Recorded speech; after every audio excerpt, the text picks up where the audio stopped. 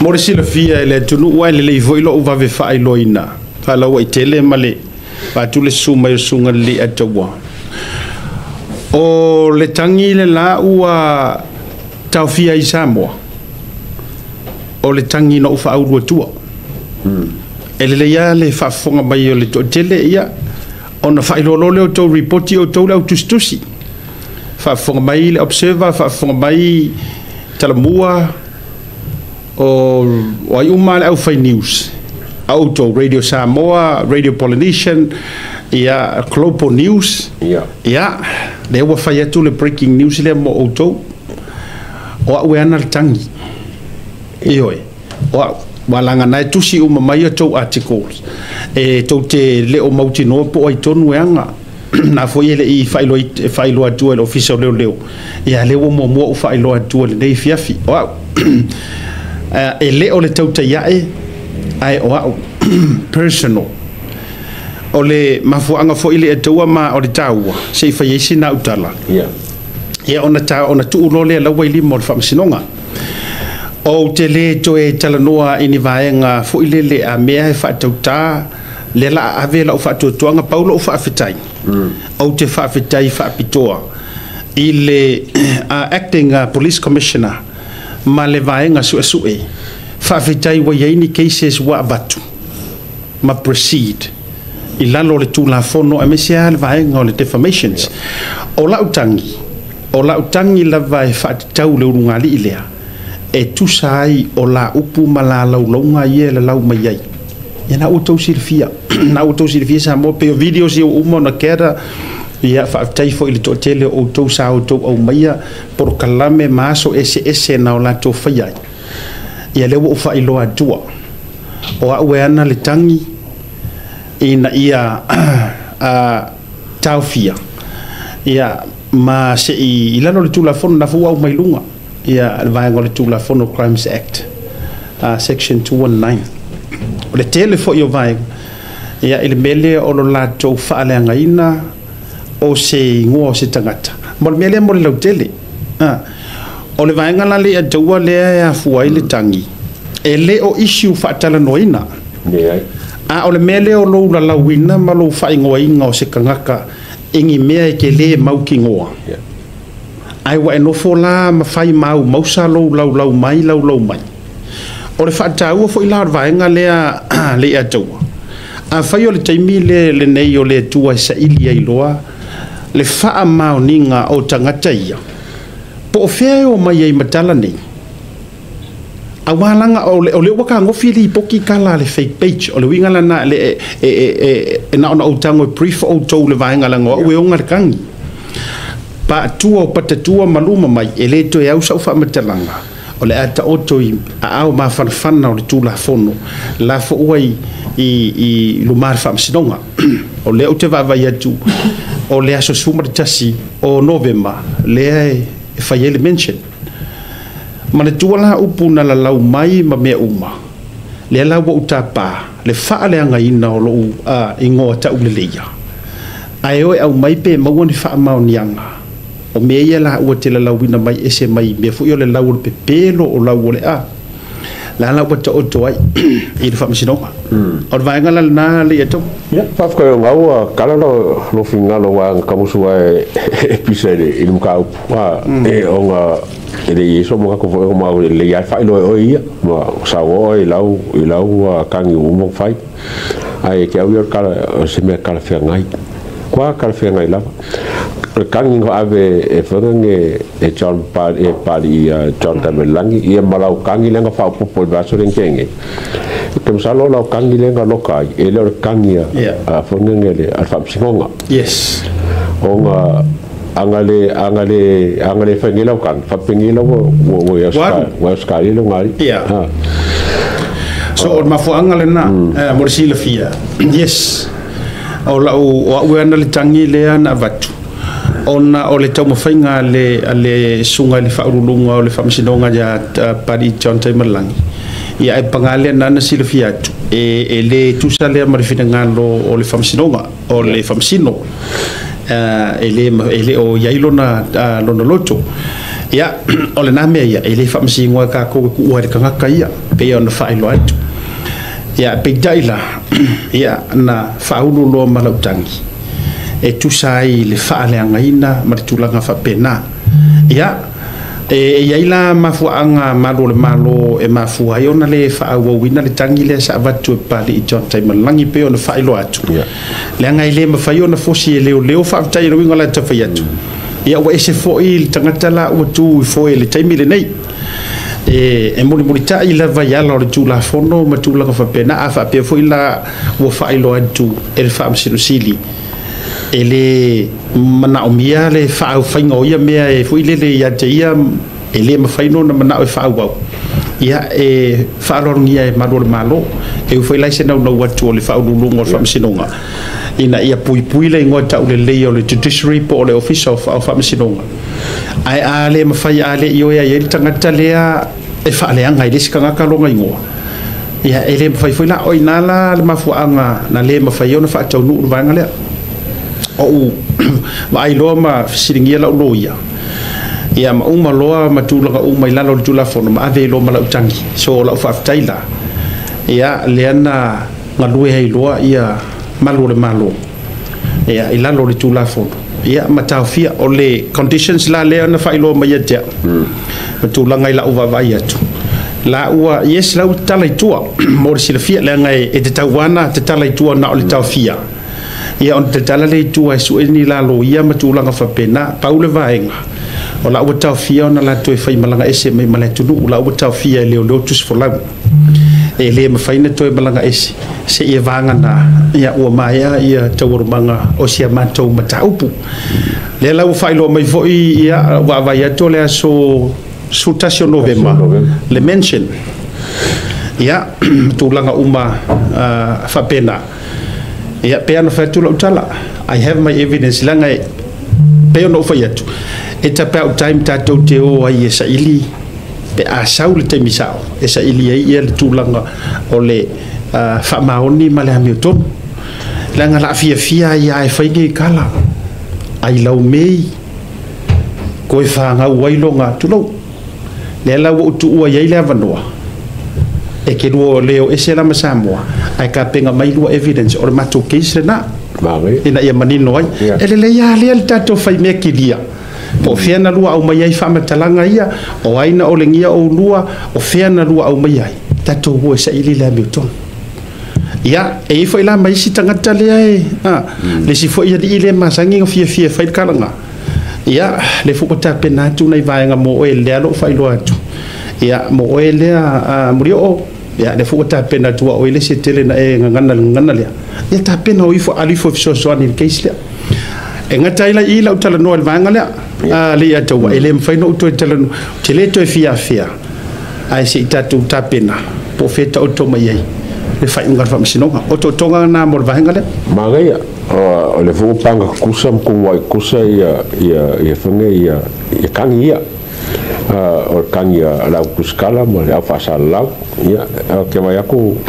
pe di mo kausa a fa pe fa la skula ngai di mo kausa fa pu ia a ke le kula me ka e mana tu mai le ato o mafuan o fai la utara no generally I ave pe il fam sidonga pe no fai tu I respect o te fa lo longia le tu langa tau ai le tau fe nano fai tu ele tau fiel fa linga lenga o fai so le upulea e sala la lafi mai la au fai fake page e fake pages mene ma fa tu puela to ai ole oso la leo le tangata ole la pat ole tu ala lo fo i morko keli tu ala lo le vatu ia o nga mata upu nei sa ilingo le Hamilton nei e ka ofia ia o ele mele o lo fai kala oki mo lo fai kala fa kupu awa e ia le taimi e sola le amio le anga ai tuli loina pela na te fai atu e ia si tangata wa ke ia la ia le wa fa moi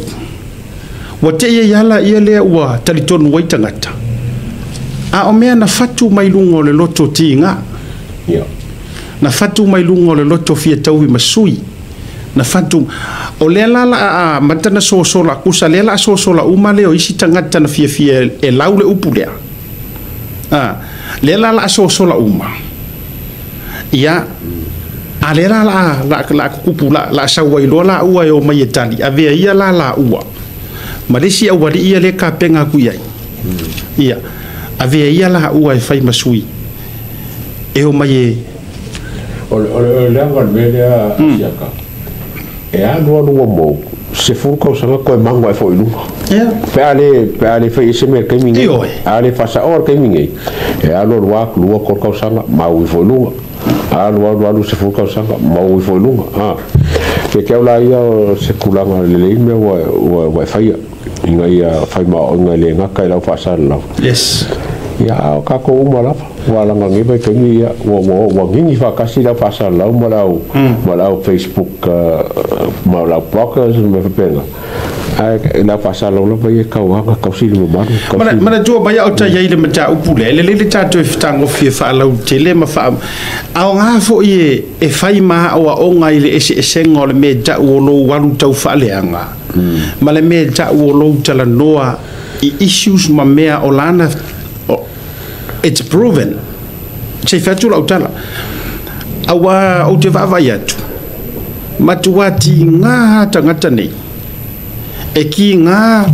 onga o ka fainga kai mer campaign la tata no campaign le fu wano vai tu fo yo tala no mai ile o morio o le angeru fa mai o le fa nga ngol po kalamele nei ina ia matua fa se tangata pa fonga mai fa maior fa nga ino por kalamele nei ina ia matua fa se ya fa se now ia te au le ia te wa e le fa pe ke fa ko la se siku e ama mai ha un nga mea o le ku le fa ko le anga en taito ai e longa o langa nga o longa nga manga e oi a fa foi mate fa ya tu o mea umaye kala ngo mai mori o e pepelo o en taito foi ma ua ile na mea o le sharing of opinions o mo mai a o le mela le o lungo fo e fa kupu se kala kulo ma fa nga wai longa wo mala o le kau fa le nga la merga ia mangingo mala malamba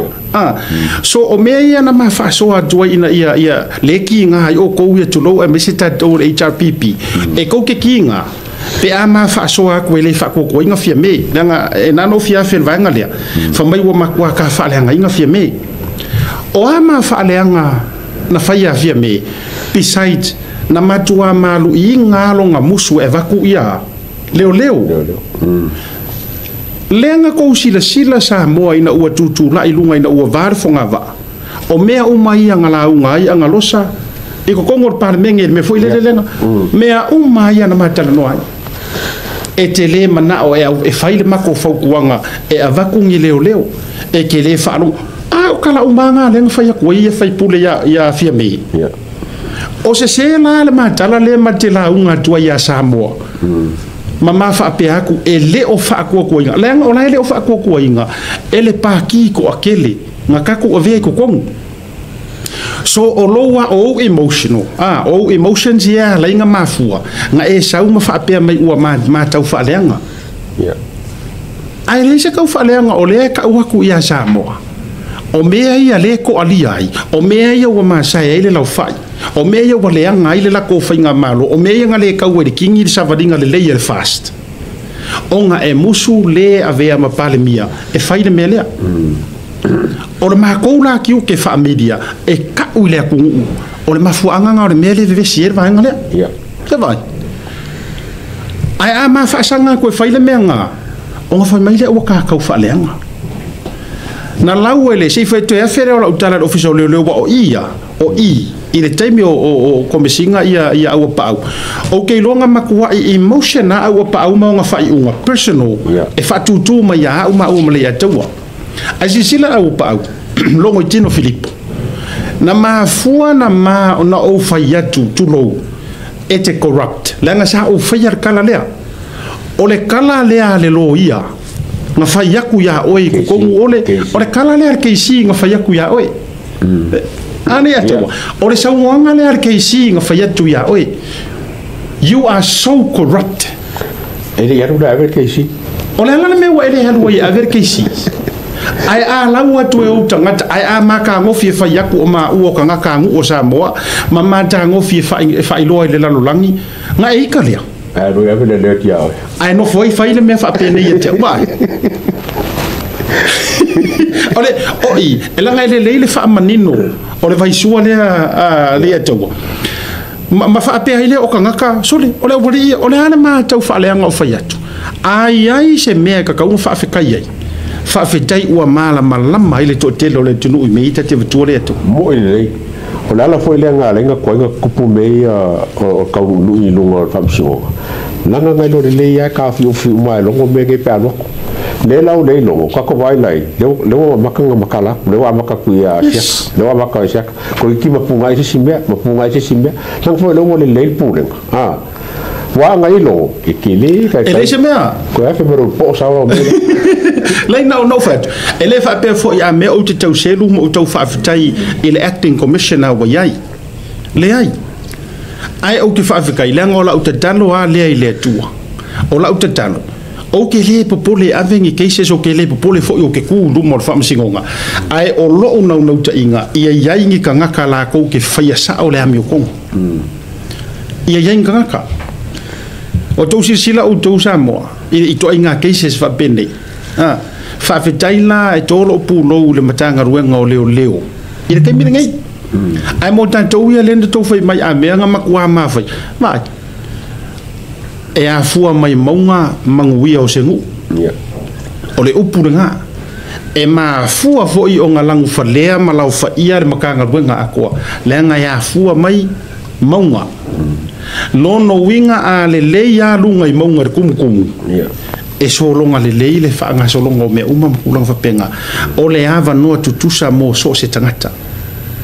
o le ava ngo kusa mo so se kanga so ya jaula au mai ile mata upulea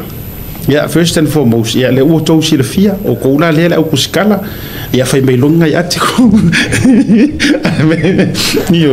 ile tulanga le ai ta o to atui au ma fa na le tula fono ya e la tote o le ale tulanga yai ai Yesu e lava i tau le tini wa umana o lava o le ava noa le nei le ataua se ia o ai si vaenga sia e au mai umala la fa maunga o ai uma e manga ia kapa i kanga kormako ai a faifo o tangata na faia tua talaia a le atu a fai o ngisi o le mako ai nga po ai a vai a wala lo lea sai ama verngol lo matua ma bai ya ren sai lango ringo sa sai a ya malikia a maili tulo a fai o yaini si tangata o lo ainga na fai atua tala ia ma me uma vi foi luma kango e makua i ka koso ai tau ke feko ai i luma i tato mta upule ele leile na ese yo ka va ai balanga sofa o ke leilo e reises ai a fai o ia ya ma na ia le na se fa mati de tila foi le lalangi ai kalo sia o se se ro ainga o fai ngi kala fa ku a le nga me fa bene nga pe ana o fa tu la fa ilo ma la tala foi le atu o la tala le fai na yo uso ma na yo tu fa fine la fa fonga ma o la ura pakai foi le ngo fai lo ainga ye nga oifo ai ngo mawangi la ko wa vango ai nga lu ai poro keki o la ukala le ma la ura pakai nga fai ai a mawani o tau wa vanoa tau te fai nga ruenga i poro keki maranga palo ka fast io to fai mal fa maoni awa e alu ai mangu maingi kala i ko me e yaingi me afia mai o ko ngoa dai loa lai sira fia nga yo uso se uso le Samoa mai o ko va fin ai a o mai le ma ile kau kai ai o lo ke vai aku e lau mangu ia mai mangi o ko ngoa ingi mea le sa o fai e mua fe le mai o ko lungo te ia e o ke le alo ai kon la vai agree nga se uso manga yo ko va fin e mai awa ke pole io mauangi o mako wa vangoa mau ke ngā lue i fongo wha vai mangi me uma e mau ke whaia mal wha mau na vai la tatu i e koe wha manga kumu e ke au le keiso pe kinga ma le case o mai fea o case very similar ai o le kupu ele I lava mo le mau leo leo na tonwa ele lava mo ia masao ko ia ai fafukai mo le bongole wa mo fafukai foi aka ia papali ia ila mo foi kam fai mai le pikola aulea ingo fa langa inga le mkanga ronga fa psikonga ia mo se le mo fo le fa psingsi ia ese se la fingalo ai o ia nga mo ka pule ma fo langa kirkiro loka ia beso lo su e fa popo kule mo mele lu ia wa anga le fa popo ngila o lu fa penge o mo kwa fungi o ka ko fo le ka ko le fi menge la ku sa lo ko la fa penge ko nga me fa penge le te me fa ia e mo ko nga fa vui I Oscari ka fa mele e le fa fa ia fa fa te tele wa e vele ya tua o cases umai na fa vai lunga la uia tangi mana tua ngala ku ke ia king fai popo Samoa skamo malele paulo o malele paulo na luisa ele ia vakua fa malo si Samoa ngalu ai al maliu sontina ai na ona longo tala lawa ia le na fare pui malele paulo ile vai ngale o langa fare pui nga mua le nga fare pui ai ina ua fa maunia ia lana tau fa leanga ma o I fo inga design nai kulo le ka ke pisa ia kula fongo le o ina mafuai ona ave lunga le criminal le tula fono le ono le fifio kula e pai I tala ma upu na fai mai matua inga na fai ele foi uso o maloa ma to foi le no fa kara ngai le ngalo fa tala no ma le polo nga uma nga serve langa defamations the same day nga koe server tuainga ia leo ua toe ave morianga your conspiracy to murder mangkua la oinga lenga mafuai na tau mafaile mele ta o le extraditions ia manino ai tatou le ko kiso o nga palafua tu la fono mo fa mai wa tauna avatu ma ele mafai o nga fai ngi mali lienga fa mole ia o ko ia markama le te vai tunga le lo ia le la maliu fasia o tau fa pasiro na tofi fa lona lana onga ele ai ni na va enga ngi extradition se fa ia lunga ni me nei aina mavua na mafaina fai mai tama foi le o stamale o tala paunga na mavua ona o tu langa o le conspiracy e fa o le oti o me langa e mafai onga international interpol me nga lenga e ongo afia ilalo me foi o kula fongo fa terrorist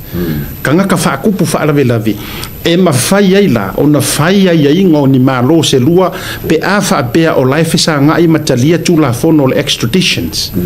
o le amai fa kanga ka funga le fa malo si mayor kanga ka mai o ilalo yo malo si anga fa tu la fono fa va malo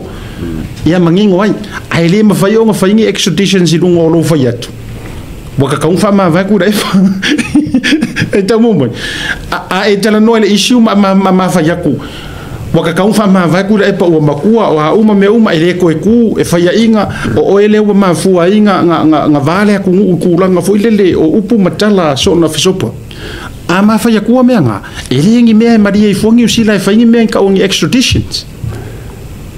awa tasila na me lai a feoti le si vahenga e nau fa pe I fa ia ile fai la le ka kinga ngaro fa sa la o me umange fe la fa sa la ile nga ka mo fai foi America fai ngusila la si fa puinga me va nga wa foi le boundary po le threshold o fonga so ringa kula fo ya un ki fo le a discussion sa penge pe fo America ka mo ile so kula fo aga le me nga la nga ka ko